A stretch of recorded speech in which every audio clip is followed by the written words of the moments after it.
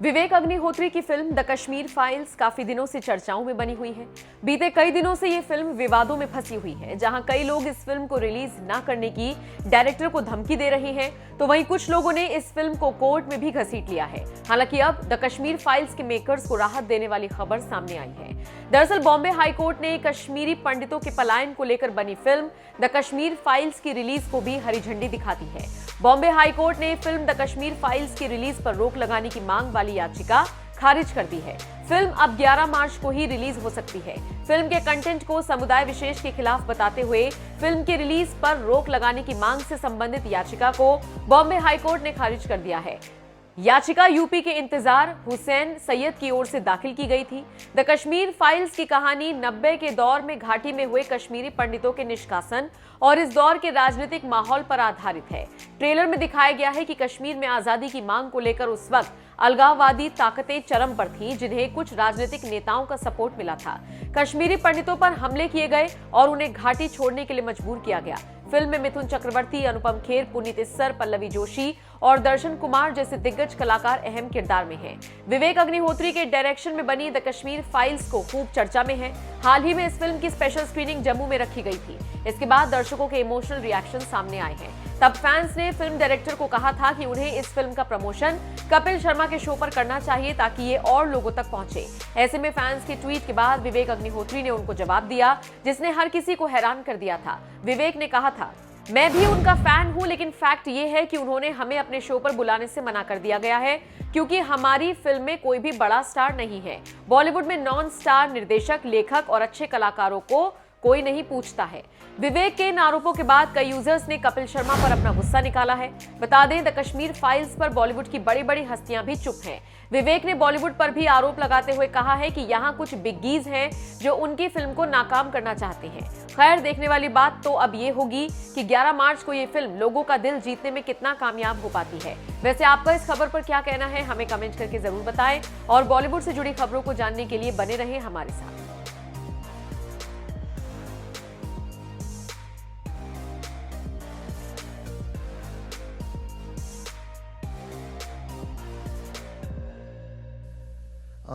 Thank you very much आपके फिर for your kind words. पर मैं हिंदी में ही बात जी करूंगा। बिल्कुल। और मैं चाहता हूं सब हिंदी में ही हम लोग आज बात करें जी। क्योंकि सब्जेक्ट ऐसा है। आप सबका आने के लिए बहुत बहुत धन्यवाद, बहुत बहुत शुक्रिया। ये चूंकि कैमरे में शूट करते हैं और स्क्रीन में देखते हैं, इसलिए हर चीज़ को हम लोग फिल्म मान लेते हैं। खेर साहब यहाँ पे हैं। जब मैंने बुद्धा ट्रैफिक जैम बनाई थी तो उन्होंने मुझे सिखाया था कि फिल्म का पर्पस लोगों तक अपनी कहानी पहुंचाना है, कैसे कहीं जैसे भी पहुंच जानी चाहिए। तो हमारी नज़र में ये एक फिल्म नहीं है, हमारी नज़र में ये एक मिशन है। और मिशन इसलिए है कि बड़े आश्चर्य की बात है, इन्होंने बोला आपको यहाँ से कोई भगा दे, लेकिन आपसे बोले कि आप अपने घर ही नहीं जा सकते हैं।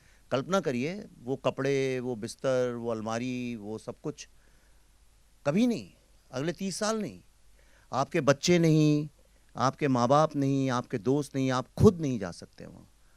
ये एक बड़ी विचित्र सी चीज़ है जो विश्व में और किसी के साथ कभी ऐसा नहीं हुआ।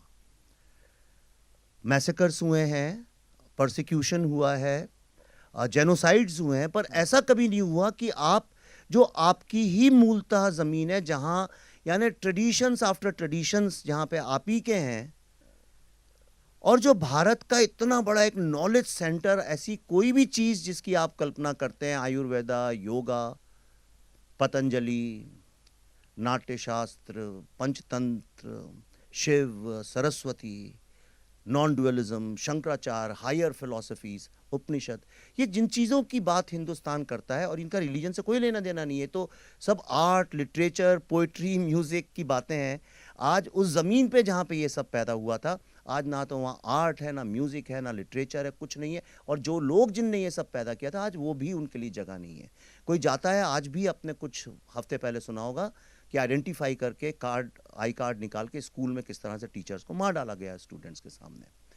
तो एनीवे, तो the reason we are here, हम प्रेस कॉन्फ्रेंस करेंगे, सब करेंगे, लेकिन मैं आपको ये दिखाना चाहता हूँ कि ये फिल्म बनी कैसे। मैं और पल्लवी, हम लोगों ने एक बहुत छोटे क्रू के साथ 700 से ज़्यादा फर्स्ट जनरेशन विक्टिम्स मतलब जिनके माँ या पिता का कत्ल हुआ, किसी का रेप हुआ, जहाँ बच्चों को मारा गया, घर जला दी गया, संपत्ति लूट ली गई। ऐसे लोग जो फर्स्ट हैंड विटनेस हैं, जिनके साथ हुआ या जिनने आंखों से अपने पिता या माँ के साथ देखा। क्योंकि कई बार क्या होता है कि जब आपने देखा नहीं है, सुनी सुनाई बातें, तो उसमें एग्जैजरेशंस वगैरह भी होते हैं। तो ऐसे लोग दुनिया में जहाँ भी थे, अमेरिका में, यूके में, जर्मनी में, उन सब के हमने वीडियो टेस्टिमोनियल्स, जैसे कि वॉर क्राइम के किसी गवर्नमेंट को रिकॉर्ड करने चाहिए, जो हमारे यहाँ किसी भी गवर्नमेंट ने नहीं किया आज तक, वो हम लोगों ने अपने दिमाग में एक ट्रिब्यूनल सा बनाया और कहा let's report them like war crimes. और ये एक एक दो दो दिन तक कई कई इंटरव्यूज चलते रहे। कई तो ऐसे लोग थे बहुत बुढ़े भी हो गए, 80-90 साल के भी हो गए। और साउथ अफ्रीका से हमारे पास टेस्टिमोनियल्स आए, ऑस्ट्रेलिया से, न्यूजीलैंड से, जम्मू से, दिल्ली से, बेंगलोर से, जहाँ भी लोग हैं। और सिर्फ फर्स्ट जनरेशन विक्टिम्स नहीं, बल्कि उस वक्त जो वहाँ पे डीजीपी पुलिस थे या उनकी फैमिलीज़, या जहाँ डिविजनल कमिश्नर जो थे वहाँ, लेफ्टिनेंट गवर्नर जो थे जगमोहन साहब, हिस्टोरियंस, जितने भी टॉप लेवल जो ऑथेंटिकेट क्रेडिबिलिटी वाले लोग हैं, जिनको पूरा विश्व मानता है कि ये बोलते हैं तो इसमें अतिशयोक्ति या झूठ नहीं होता है, ऐसे सब लोगों के साथ मिलके on record we travelled and recorded it. ये फिल्म में एक एक शब्द, एक एक सीन, एक एक शॉट जिसको आप विजुअली देखेंगे, इसमें से एक भी चीज़ ना तो मैंने लिखी है ना मैंने किया है। हमने सिर्फ उन चीज़ों को रिक्रिएट कर दिया है जिसके एक नहीं बल्कि हज़ारों विजुअल रेफरेंसेस हैं या जिनके डायलॉग्स पब्लिक डोमेन में अवेलेबल हैं। ये पहली फिल्म ऐसी आप मान के चलिए कि विश्व के इतिहास में बनी है जिसमें एक भी शब्द काल्पनिक नहीं है। ये अलग बात है, कुछ कैरेक्टर्स के नाम, चूंकि we wanted to respect the dead, एक इंटरनेशनल एटिकेट, एक नॉर्म है कि जिन लोगों को इस तरह से मारा गया है तड़पा के, उन लोगों को generally we avoid not to hurt their families. और जो कई सारी कहानियाँ उनको एक टाइम लाइन में पिरो दिया गया है। सिर्फ इतनी हमने लिबर्टी ली है। तो मैं अब अगले 20 मिनट आपको वो दिखाना चाहता हूँ जो एक बहुत छोटा अंश है। हमारे पास तो इतना मटेरियल है कि एक महीना भी कम पड़ जाए अगर आप डे एंड नाइट 24 घंटे भी देखें तो इतना हमारे पास वीडियो टेस्टिमोनियल्स हैं, आप कल्पना नहीं कर सकते हैं। और शायद दुनिया में हमारे ही पास हैं और किसी के पास नहीं। तो मैंने एक सिर्फ आप लोग को दिखाने के लिए एक छोटा सा 20 मिनट की झांकी जिसको बोलते हैं दिखाने के लिए, सो यू विल अंडरस्टैंड कि किस तरह से वो purest of the emotions we have got और उस पे हमने कैसे फिल्म बनाई है। एक छोटी सी 20 मिनट की जर्नी आप देखेंगे तो आपको इस फिल्म के बारे में ये समझ में आएगा कि ये सिर्फ एक फिल्म क्यों नहीं है, and why it is more than a film. तो आप देखें, उसी में सब कुछ है। Thank you.